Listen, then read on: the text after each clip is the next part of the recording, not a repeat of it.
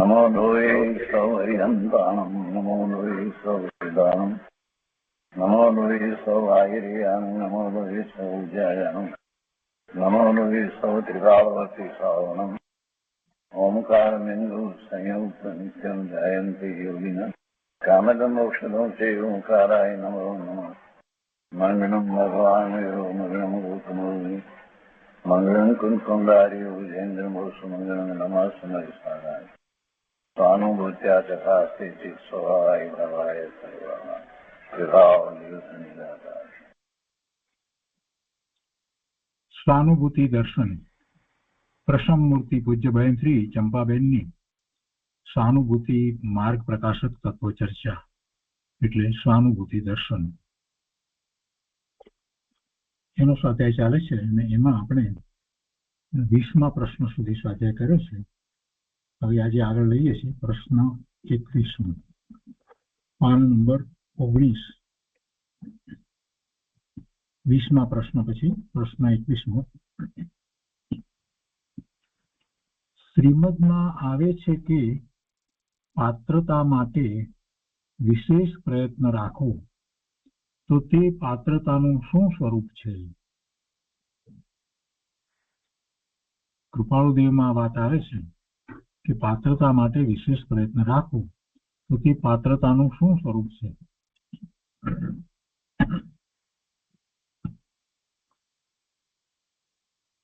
પાત્રતાની વાત છે એ મહત્વની છે. પાત્રતા જુદા જુદા વખતે જુદી જુદી હોય. જે ધર્મની શરૂઆત કરે છે ને એને શાસ્ત્રનો અભ્યાસ કરવો છે, શરૂઆત કરવી છે, એને 7 વ્યસનોનો ત્યાગ કરવો એ પાત્રતા જરૂરી છે. 7 વ્યસનોનો ત્યાગ કરી અને પછી એ અંદર પગ મૂકે કે જ્યાં ધર્મનું વાંચન થઈ રહ્યું હોય, શાસ્ત્ર અભ્યાસ થઈ રહ્યો હોય. સૌથી પહેલી પાત્રતા એ છે. પછી એ શાસ્ત્રનો અભ્યાસ કરે અને એમાં એને સમજવા માટે જે કેટલાક પ્રકારની પાત્રતા જોઈએ, એ બધી પાત્રતાઓ જુદે જુદે વખતે જુદી જુદી હોય છે. પણ કેટલીક વાતને પરમાર્થે કહેવામાં આવતી હોય છે, તો એ અપેક્ષાથી અહીંયા પાત્રતા સમજવાની છે. એમ નથી કહ્યું કૃપાળુદેવે કે બસ પાત્રતા માટે જ કર્યા કરો, કે જીવન પર્યંત કે પાત્રતાનો જ પ્રયત્ન કરવાનો છે, એવી કોઈ કૃપાળુદેવે વાત નથી કરી. પણ સામે જીવ જેવા હોય અને કૃપાળુદેવના અંતરમાં તો ઘણી બધી સ્પષ્ટ વાતો બધી આવતી હોય, તો એ પેલા લોકો સમજી શકે એ માટે એમની યોગ્યતા એવી જોઈએ ને. તો શું સમજવાના છે? સોનગઢમાં જઈએ અને પૂજ્ય ગુરુદેવની વાતને સમજવી હોય તો કંઈક અભ્યાસ હોવો જોઈએ, પારિભાષિક શબ્દો આવડવા જોઈએ, જૈન દર્શન એ બધું તો ઓછામાં ઓછું હોવું જોઈએ ને. એ વિના શું સમજવાના છે? ગુરુદેવે ઘણી વાર કહ્યું છે, સોનગઢમાં જે પ્રવચન ચાલતા હોય એમાં સૂક્ષ્મતાથી વાત કરે તો ગુરુદેવ કહે છે કે આ તો કોલેજ છે, આ તો કોલેજ છે એમ કે છે. એટલે તમે બેઝિક બધી વસ્તુ તમે જાણતા હો એ તો હોવું જ જોઈએ ને. જૈન સિદ્ધાંત પ્રશ્નોત્તર માળા કે પ્રવેશિકા કે બધાનો સારી રીતે અભ્યાસ કર્યો હોય, પારિભાષિક શબ્દો આવડતા હોય, નિશ્ચય વ્યવહાર આ બધાનું સામાન્ય જ્ઞાન હોય.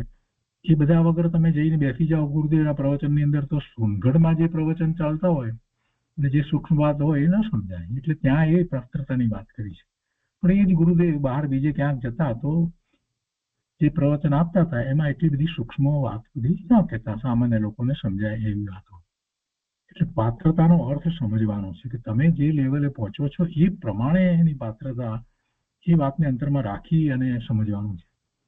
કૃપાળુદેવે પણ જે જગ્યાએ જે પાત્રતાની વાત કરી છે ત્યાં પણ એના એ સંદર્ભમાં એ વાતને સમજવાની છે. મારામાં પાત્રતા નથી એમ કરીને પકડીને બેસી રહેશે અને પછી કાંઈ જે કરવાનું છે એ કરે જ નહીં અને કાંઈક બીજી બાહ્ય શુભભાવની પ્રવૃત્તિ કર્યા જ કરે એટલે પાત્રતા કેળવાઈ જશે એમ બનવાનું નથી. તો એ બધી વાતો આપણને આમાંથી પ્રાપ્ત થશે. તો બેનશ્રીને આવો પ્રશ્ન કર્યો કે શ્રીમદમાં આવે છે કે પાત્રતા માટે વિશેષ પ્રયત્ન રાખવો તો તે પાત્રતાનું શું સ્વરૂપ છે? એક સમ્યક દ્રષ્ટિ એનો જે જવાબ આપે છે એ સમજવાનો છે. બેનશ્રી કહે છે કે આત્માને ગ્રહણ કરવા પોતાની વિશેષ પાત્રતા હોવી જોઈએ. અહીંયા તો પરમાર્થની વાત છે. પોતાના સ્વરૂપની પ્રાપ્તિ માટે પોતાને એવી વિશેષ પાત્રતા હોવી જોઈએ. કોઈ જાતની અન્યમાં તન્મયતા ન થાય આત્માની મહિમા છૂટી અને બહારની કોઈ મહિમા ન આવે, બહારની કોઈ વસ્તુ આશ્ચર્યભૂત ન લાગે, એક પોતાનો આત્મા જ આશ્ચર્યકારી અને સર્વોત્કૃષ્ટ લાગે, આત્મા કરતા કોઈ ચીજની મહિમા વધી ન જાય.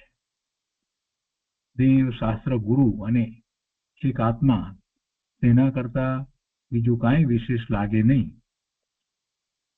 એવી પાત્રતા હોવી જોઈએ. આ પહેલી શરૂઆતની વાત લીધી. એના વિના તો કાંઈ થવાનું જ નથી. કેમ કે આપણે શાસ્ત્ર અભ્યાસ કરીએ છીએ શેને માટે કરીએ છીએ?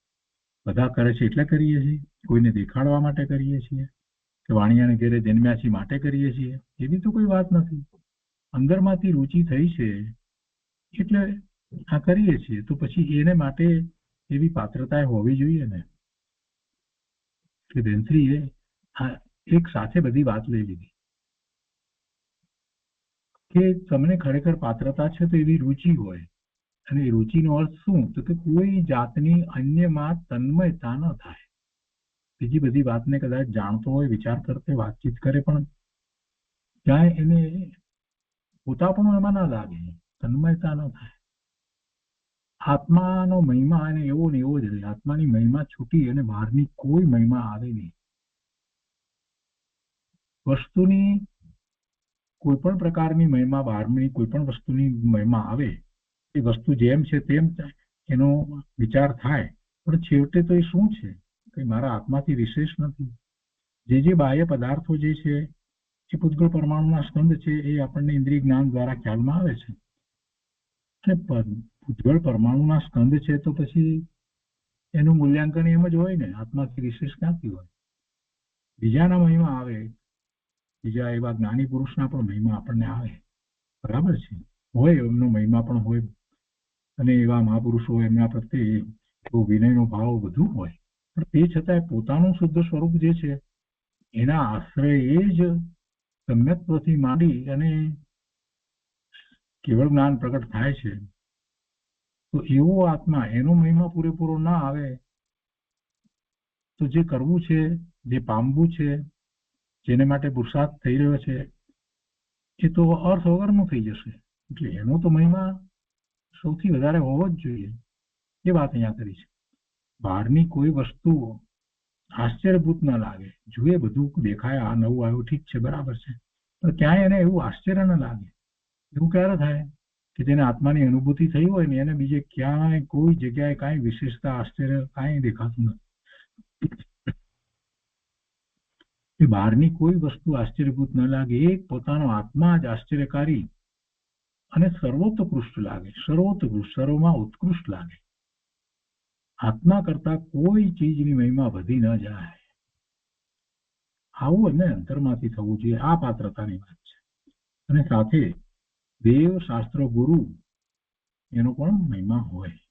દેવ, શાસ્ત્ર, ગુરુ અને એક આત્મા, તેના કરતા બીજું કાંઈ વિશેષ લાગે નહીં, એવી પાત્રતા હોવી જોઈએ. આગળ કે છે કે બહારના નિષ્પ્રયોજન પ્રસંગોમાં કે કષાયોના રસમાં વિશેષ એકત્વ, તન્મય થઈ જાય, એ બધું આત્માર્થીને, જેવા પાત્રતા વાળાને ન હોય. બીજે બધે એમાં એને એકત્વ ને તન્મય થઈ જાય ને એમાં પછી ભૂલી જાય બીજું બધું. આવું ન થાય.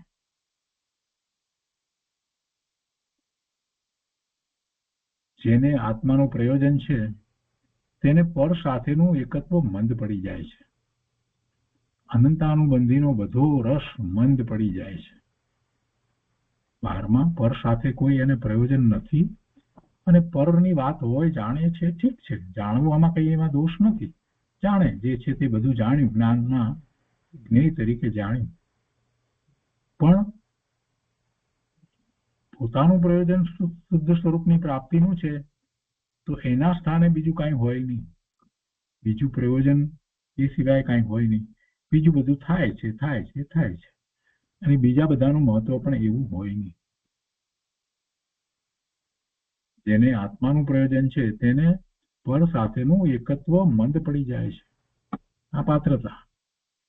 અને એમ છે તો એને અનંતાનુબંધીનો બધો રસ મંદ પડી જાય છે. સમ્યક દર્શન થાય ત્યારે અનંતાનુબંધીની ચોકડી જાય છે. આગળ કે છે આત્માર્થીને તત્વ કેમ ગ્રહણ થાય એ જાતની જિજ્ઞાસા રહ્યા કરે છે.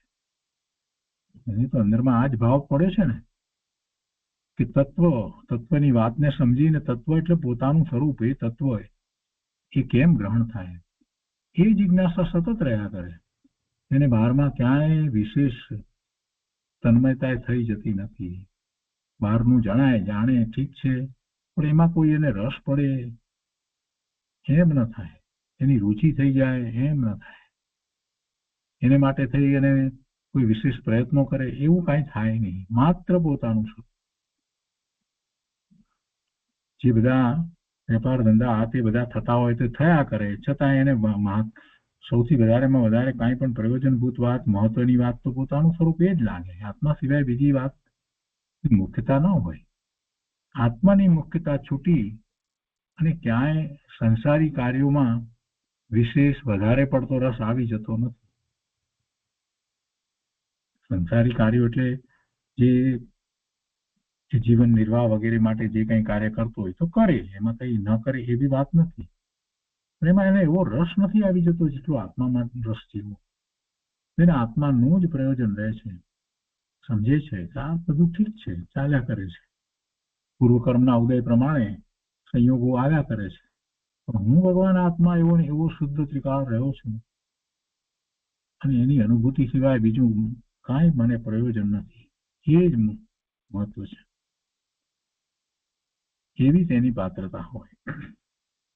આગળ કહે છે કે શ્રીમદજીમાં આવે છે ને કે વિશાળ બુદ્ધિ, મધ્યસ્થતા, સરળતા અને જીતેન્દ્રિયપણું, તે બધું તત્વ પામવાનું ઉત્તમ પાત્ર છે.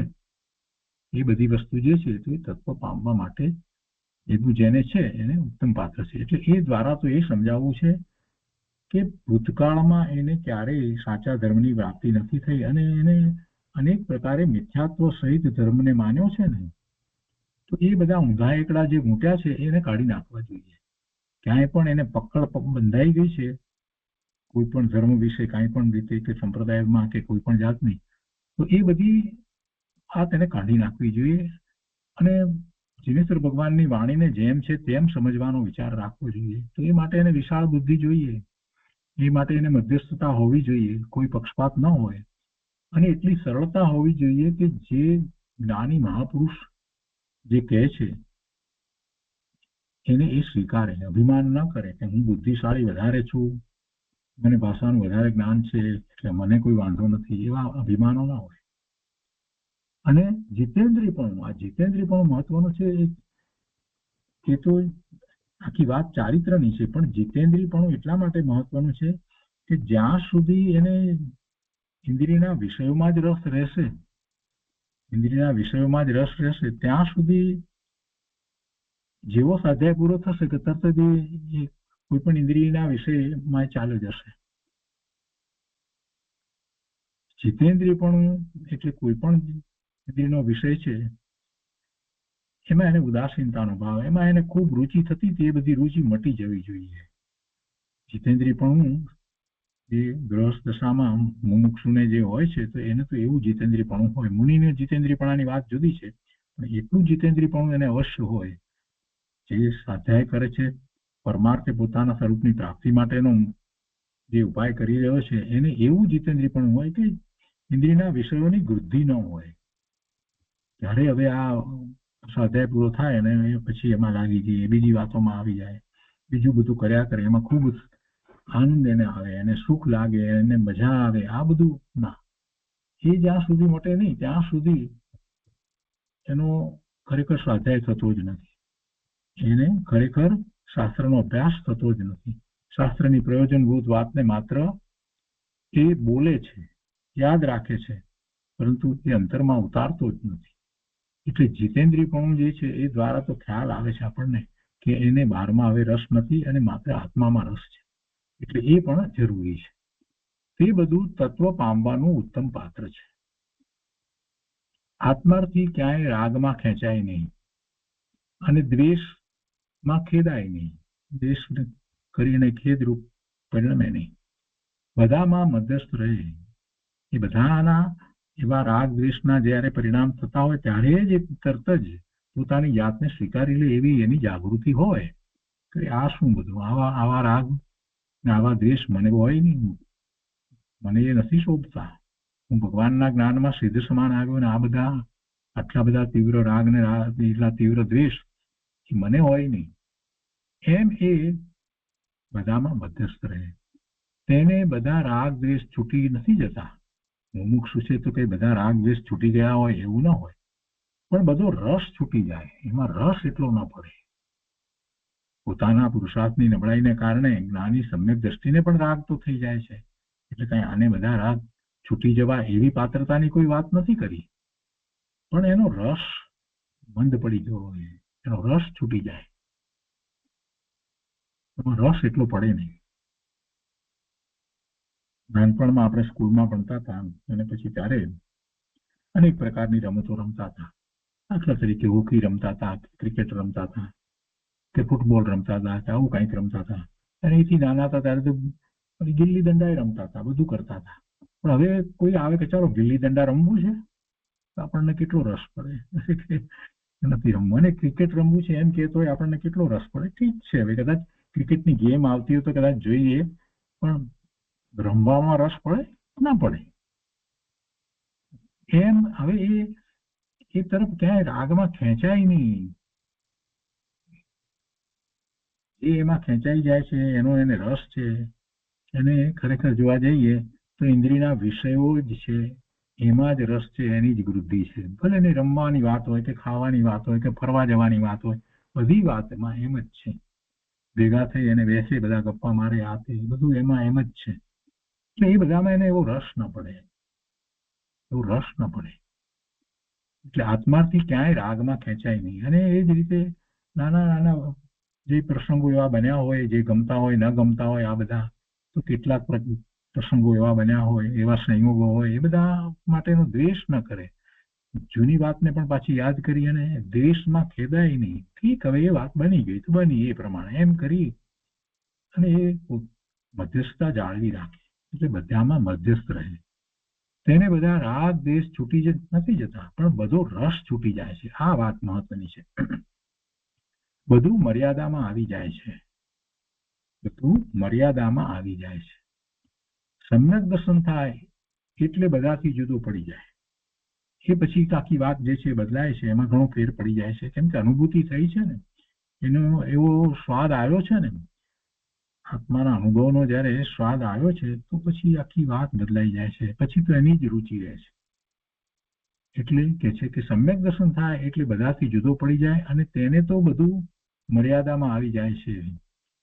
આપોઆપ બીજી બધી બાબત માટે એને કઈ યાદ રાખીને મર્યાદા કરવી પડતી નથી. એને બધું આપોઆપ મર્યાદામાં આવી જાય છે. અને બીજે રસ જ નથી પડતો, બીજે જતો નથી. એનો ઉપયોગ ક્યાંક બહારમાં ગયો છે તો એનાથી એ જ વખતે એને પોતે અનુભૂતિ કરી છે. એટલે એક જ પર્યાયના બે ભાગ પડે, ગુરુદેવે જે કહ્યું છે એ પ્રમાણે એનું લક્ષ્ય સ્વરૂપ તરફ રહે જ છે. સવિકલ્પ દશામાં પણ બીજા કાર્યો કરતો હોય ત્યારે પણ આ બધાથી જુદો હું ભગવાન આત્મા એ શબ્દ વિના પણ એને એમ જ રહે છે. એમ આપણને અત્યારે શબ્દ વિના પણ એમ જ છે કે હું મનુષ્ય છું, બોલવું નથી પડતું, દરેક વખતે યાદ નથી કરવું પડતું. મોટા બકરાના ઘેટાના ટોળાની વચ્ચે આપણે હોઈએ ત્યારે આપણે એમ યાદ કરવું પડે છે કે ના, હું આ ઘેટું નહીં, હું તો માણસ છું. નથી યાદ કરવું પડતું, સહજ છે. એવી રીતે સમ્યક દ્રષ્ટિને પછી હું ભગવાન આત્મા છું, શુદ્ધ છું, એ વાત સહજ રહે છે. એને કઈ યાદ કરવું પડે, બોલવું પડે એવું નથી હોતું. એટલે એની વાત અત્યારે લીધી છે. એના પછી કે સમ્યક દર્શન થાય એટલે બધાથી જુદો પડી જાય, અને તેને તો બધું મર્યાદામાં આવી જાય છે. બધાથી જુદો પડી જાય એટલે બીજા સાથે બોલે નહીં, એવું કાંઈ થાય એમ નથી કહેવાનું. આપે બધી વાતને જેમ છે તેમ સમજવાનો પ્રયત્ન કરવો જોઈએ. અંતરંગમાં બધાથી જુદો પડે, પોતાને ભેદ જ્ઞાન થયું છે ને, તો ભેદ જ્ઞાનમાં પોતે બધાથી જુદો છે ને એવો પોતાને અનુભવ થયો છે. વળી કહે છે કે જ્ઞાનીને અનંતાનુબંધીનો રસ છૂટી ગયો છે. સમ્યક દ્રષ્ટિને પહેલી ચોકડી અનંતાનુબંધી પહેલા ઉપશમ ને પછી ક્ષય ઉપશમ થઈ જાય છે, અને પછી તો ક્ષય થાય. પણ ક્ષય ઉપશમ હોય, ક્ષય ઉપશમી સમ્યક્ત્વ હોય ત્યારે બધાથી ન્યારો થઈ ગયો છે. અને ભેદ જ્ઞાન છે તેને લઈને વધારે પડતો ક્યાંય બીજે જોડાતો નથી. બીજા બધા કોઈ પણ સાથે ક્યાંય એને એકત્વ થતું નથી, પણ જુદો જ રહે છે. એટલે પોતે જે છે એ જ રહે છે, જે અનુભૂતિ થઈ છે એમ જ રહે છે. તેની નાયકતાની ધારા ચાલે છે. પાત્રતા વાળો પણ આત્મા પ્રગટ કરવો છે એટલે બધેથી રસ સમજપૂર્વક એ તોડે છે, છોડે છે અને ક્યાંય વિશેષ તન્મય થતો નથી. આ એક વિશિષ્ટ પાત્રતા છે. એવી પાત્રતા પોતાની જેવી લગ્ની છે ને, સ્વરૂપની લગ્ની, એને કારણે એવી પાત્રતા એ કેળવે છે.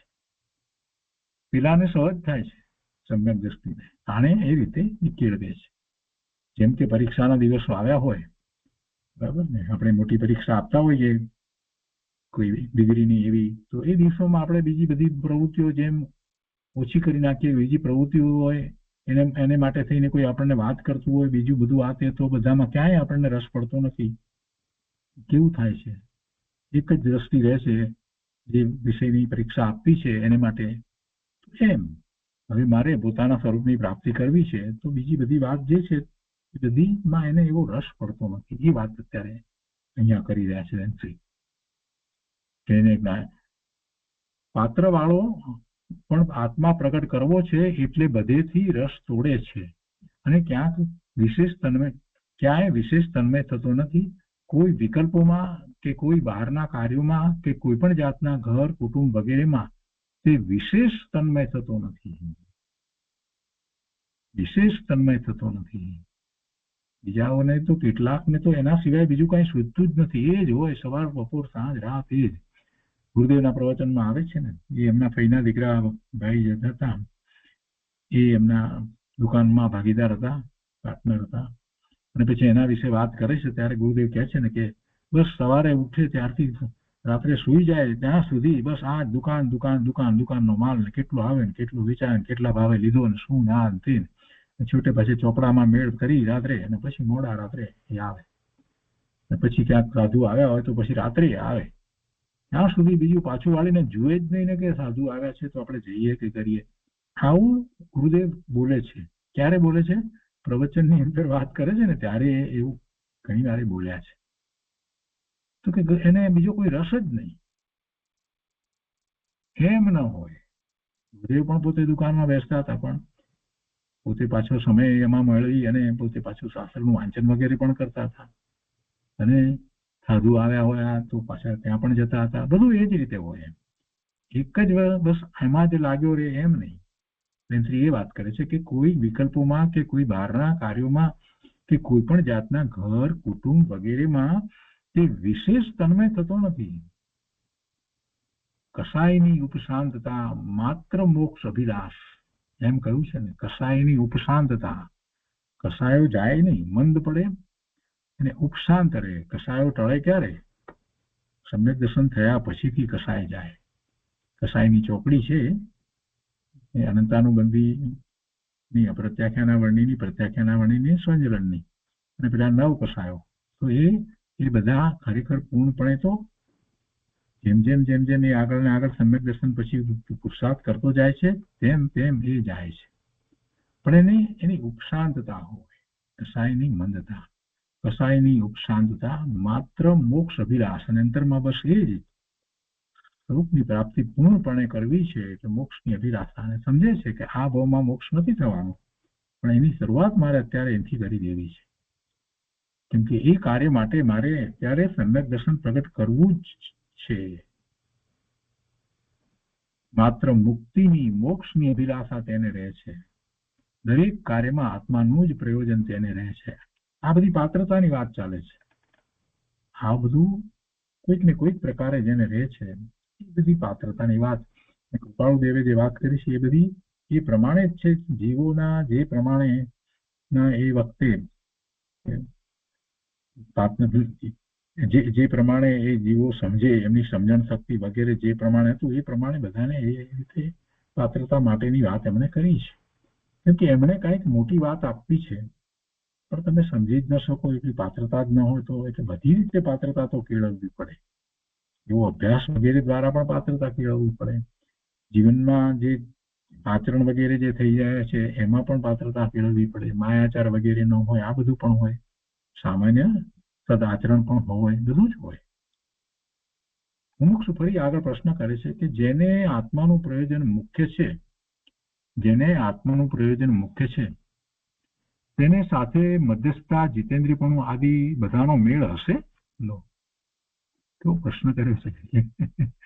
જેને આત્માનું પ્રયોજન મુખ્ય છે તેને સાથે મધ્યસ્થતા, જીતેન્દ્રિયપણું આદિ બધાનો મેળ હશે? એટલે જાણે કે આત્માનું પ્રયોજન મુખ્ય હોય અને આ મધ્યસ્થતા, જીતેન્દ્રિયપણું આ બધું જે છે જાણે કે ન હોય, એનાથી જુદું. આ જ વાત એ સમજ્યો નથી ને. કેટલાક લોકો આમાં જ રોકાઈ રહ્યા છે, મધ્યસ્થાન, જીતેન્દ્રિયપણું ને તપ ને આ વ્રત ને એમાં જ રોકાઈ રહ્યા છે, આત્માની વાત જ નથી. અને જે આત્માનું પ્રયોજન મુખ્ય કરી રહ્યા છે એને આ બધામાં એમ લાગે છે કે એ બધું કાંઈ નથી, એની બધાની કાંઈ જરૂર નથી. બાહ્ય આચાર વિચાર આ તે બધાનું મહત્વ એમને લાગતું નથી, અને એ જ મોટી ભૂલ થઈ રહી છે. એમ નથી હોતું, બધો મેળ જ હોય છે, મેળ હોવો જ જોઈએ. મેળ ન હોય તો એ આભાસી છે, કાં તો નિશ્ચય આભાસી છે ને કાં તો વ્યવહાર આભાસી છે. મેળ તો હોય જ, મેળ ન હોય તો બેમાંથી એક આભાસી કહેવાય. એકલું આત્માનું પ્રયોજન કરી અને એકલો શાસ્ત્ર અભ્યાસ કરતો હોય અને બીજું કાંઈ ન હોય તો એ નિશ્ચય આભાસી, બીજી બધી વાતને ઉડાડતો જ હોય તો. અને એકલો આ વ્યવહારની વાતો, ચારિત્ર્યની પૂજા અને ભક્તિ ને બાહ્યમાં તપ વગેરે આ તે, અને આત્માની કોઈ સમજનો પ્રયત્ન જ ન કરતો હોય, દ્રવ્યાનુયોગનો કોઈ અભ્યાસ જ ન કરતો હોય, આત્માની વાતને જ સમજતો ન હોય તો એ વ્યવહાર આભાસી છે, એનો વ્યવહાર સાચો નથી.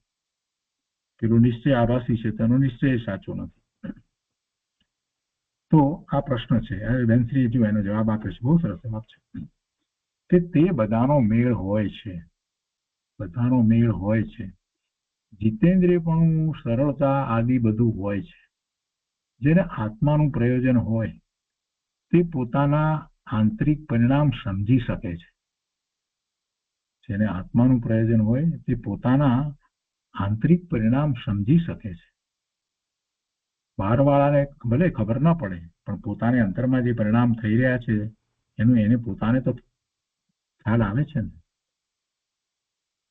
એટલે કે છે કે જેને આત્માનું પ્રયોજન હોય તે પોતાના આંતરિક પરિણામ સમજી શકે છે, તેથી વધારે પડતો ક્યાંય લેપાતો નથી, આત્માને છોડીને ક્યાંય વિશેષ રસ આવતો નથી, અને તેને પોતાનો આત્મા જ સર્વોત્કૃષ્ટ રહે છે. પોતાને આત્મા ન મળે ત્યાં સુધી મને આત્મા કેમ મળે તેવી ભાવના રહે છે. આ બધું નિસાર લાગે છે, ક્યાંય વિશેષ રસ આવતો નથી, અને આત્માનું જ કરવા જેવું ભાસે છે.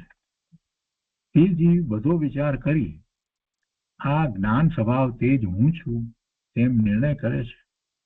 નિર્ણય કર્યો હોય પણ અંદરથી જો રુચિ મંદ પડી જાય તો નિર્ણયમાં ફેર પડી જાય છે. પરંતુ જો પુરુષાર્થ, આત્મા તરફની જિજ્ઞાસા, ભાવના, લગ્ની એવી ને એવી હોય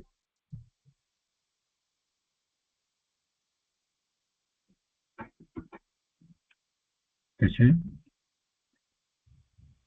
કે પરંતુ જો પુરુષાર્થ, આત્મા તરફની જિજ્ઞાસા, ભાવના, લગ્ની એવી ને એવી હોય તો નિર્ણયમાં ફેર પડતો નથી.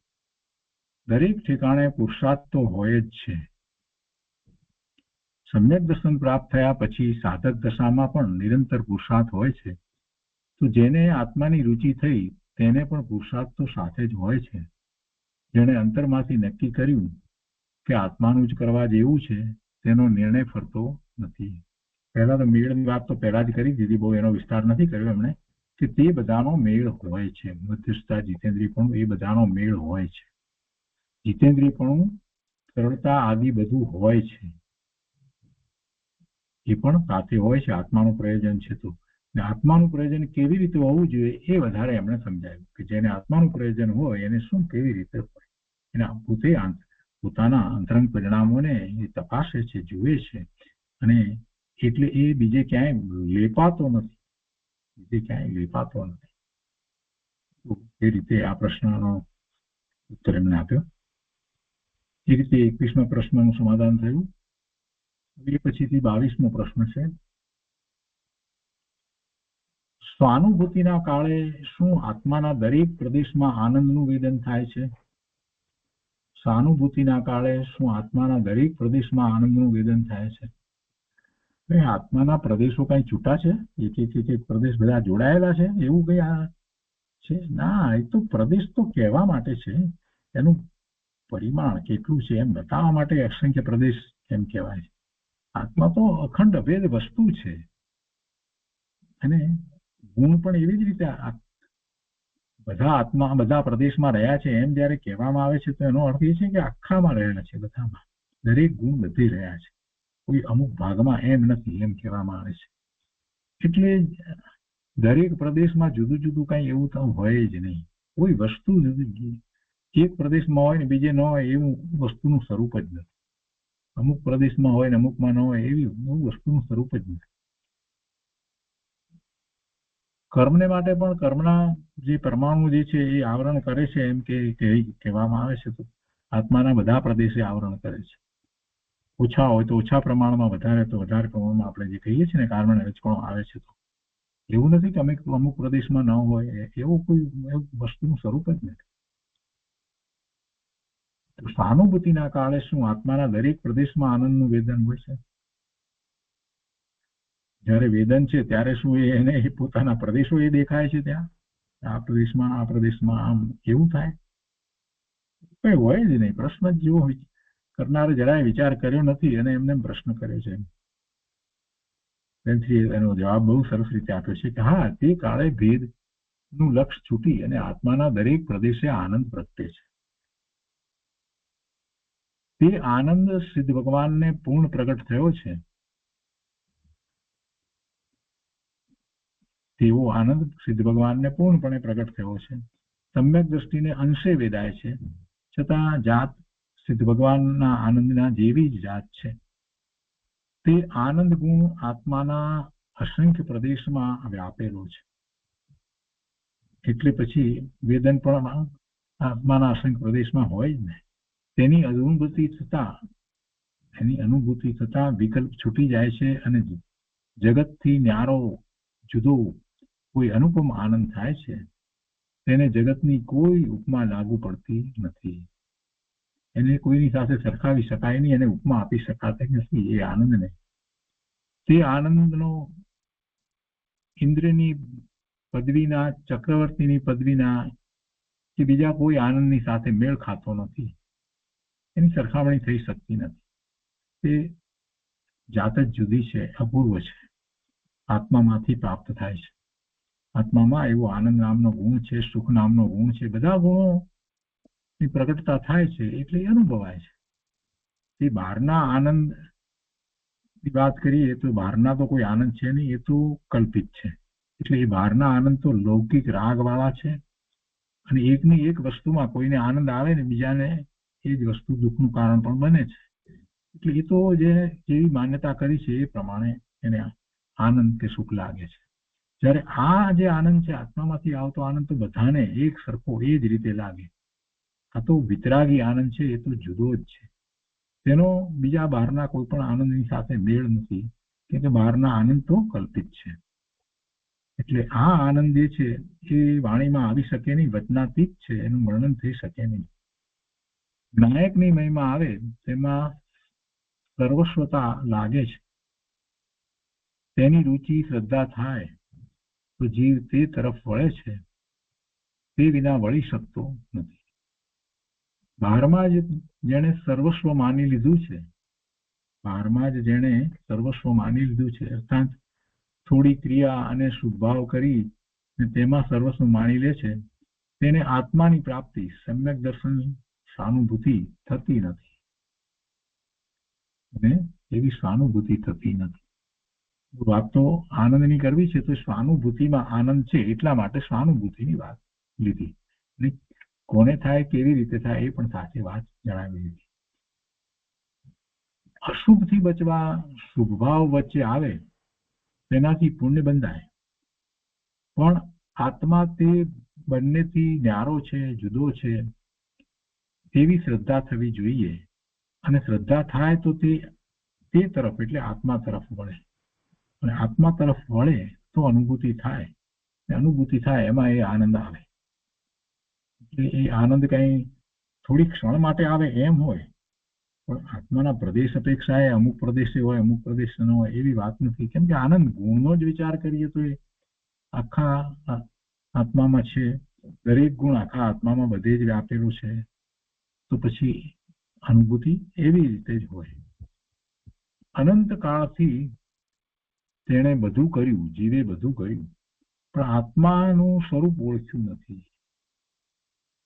તે બધે ભમ્યો, બધે રખડ્યો. અનંત કાળથી આ જીવ બધે રખડ્યો, બધું કંઠાગ્રે કર્યું. એટલે કેટલી બધી વાત, ધર્મની વાત જે છે એને મોડે કરી, યાદ રાખી લીધી, લખી લીધી, વારંવાર પાછો ભૂલી જાય, યાદ રાખીને બધું કર્યા કરે, પણ આત્માને ઓળખ્યો નથી. આત્માને ઓળખવાનો પ્રયત્ન જે છે એ નથી કરતો. કંઠાગ્રે કર્યું કે છે ને, યાદ રાખવા માટે થઈને ગોખી નાખ્યું, બરાબર પાક્કું કર્યું, બધું કંઠાગ્રે કર્યું, પણ આત્માને ઓળખ્યો નથી. આત્માને ઓળખ્યા વગર ભવનો અભાવ થતો નથી. આ મૂળ વાત છે.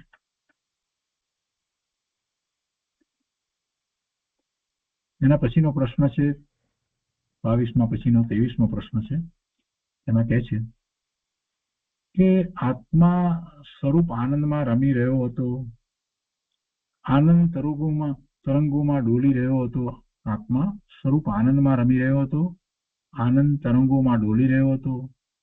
તેમાં આપણે શું કહેવું છે? એટલે એવું વર્ણન ક્યાંક બેનશ્રીએ કર્યું તો વચનામૃતમાં, તો કહે છે કે એમાં આપણે શું કહેવું છે? અતિન્દ્રિય આનંદમાં શું સંવેદન થતું હશે? એનો ઉત્તર આપે છે, સમાધાન કરતા એને ઉત્તર કહેવાય. તેનો અર્થ શું કરવો? એ કઈ વાણીમાં આવે એવું થોડું છે. એ કઈ વાણીમાં ના આવે. સ્વરૂપ આનંદમાં આત્મા રમી રહ્યો હતો તો એના વર્ણન બીજા શું થાય? આત્મા તરંગોમાં ડોલી રહ્યો હતો તો બેનત્રી કહે છે કે એનો શું અર્થ કરીએ? અમે તમને શું કહીએ? કઈ વાણીમાં આવે એવું થોડું છે, તો અનુભવનો વિષય છે. આત્મા તો અદ્ભુત છે, આત્મા અદ્ભુત છે. તેના દ્રવ્ય ગુણ પર્યાય કોઈ જુદા છે. અનંત કાળથી આકુરતા હતી, તે આકુરતા છૂટી અને આત્માનો સ્વભાવ નિરાકુળ છે, તો તે નિર્વિકલ્પ દશામાં પ્રગટ થાય છે. પણ નિરાકુરતા થઈ એટલું કહેવાય છે, બાકી આનંદ થયો એટલું પણ કહેવાય છે. પણ કેવો આનંદ એ નથી કહી શકાતું. એના શબ્દને માટે શબ્દો હોતા નથી. એ અનુભવની વસ્તુ છે. આકુરતા ગઈ, નિરાકુરતા થઈ, એ બધું નિર્વિકલ્પ દશામાં એ થયું. આત્મા સ્વયં આનંદ સ્વભાવે જ છે. એટલે જે આકુરતા હતી, ઉપાધિ હતી, એમાં જે ડૂબ્યો હતો, એટલે પેલો આનંદ નો સ્વભાવ હતો એ પ્રગટ નહોતો. કે છે કે આત્મા સ્વયં આનંદ સ્વભાવે જ છે. એટલે કે આત્મામાં આનંદ આદિ અનંત ગુણો છે, અને તેમાં આત્મા પરિણમન કરતો હોય છે. શેમાં? આનંદમાં.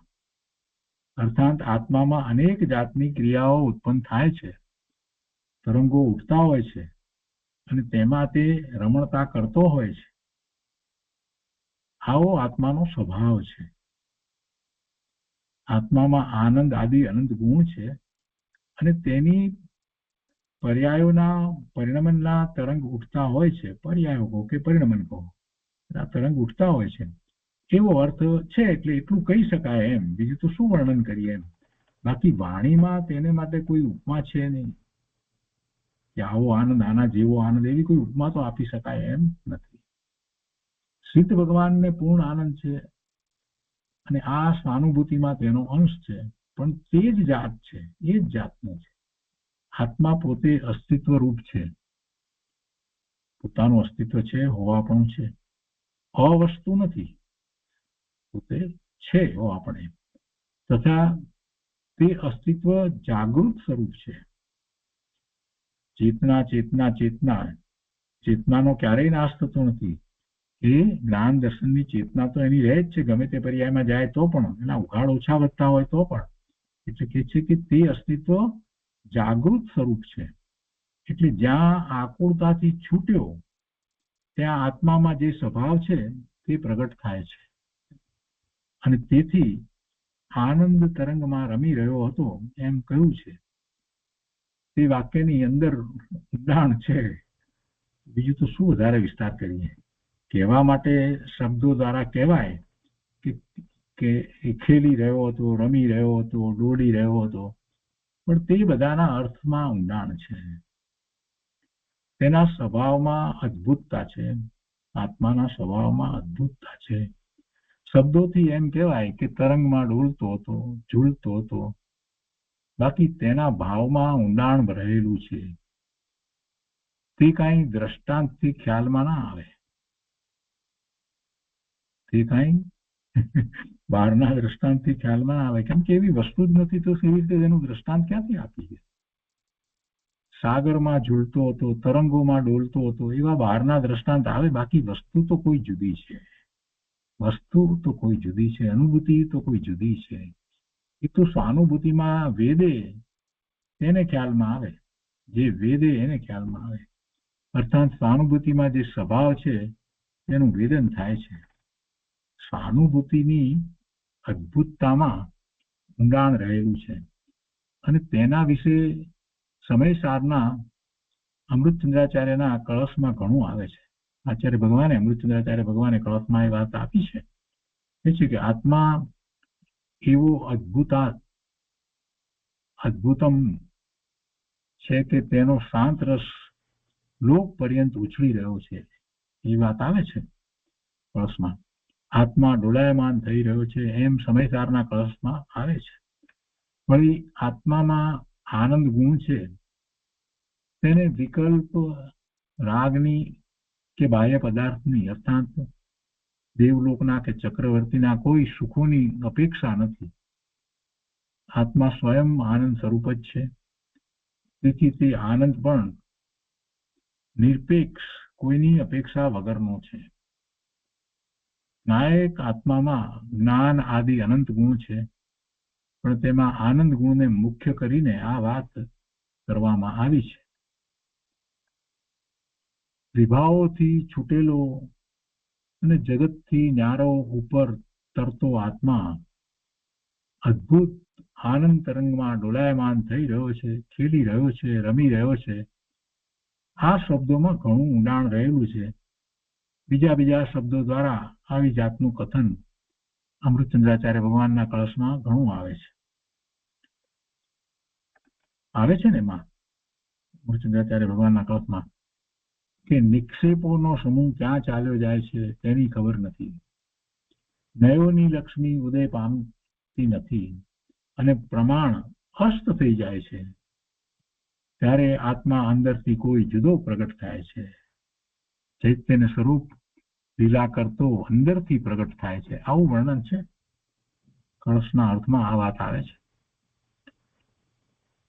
કોઈ કહે અમને શાંતિ થઈ ગઈ, કોઈ એમ કે અમને શાંતિ થઈ ગઈ, તે આ વાત નથી.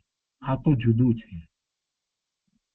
શાંતિ થાય, ખૂબ આકુળતા વ્યાકુળતા હોય અને એના બધા વિચારો જે છે એ છૂટી જાય એટલે શાંતિ લાગે. પણ આ જે આત્માની અનુભૂતિ એ તો જુદી વસ્તુ છે. એટલે કે છે કે આ તો જુદું છે. આ આનંદ તરંગો જુદા છે. આનંદ અંતરમાંથી સ્વયં આવે છે.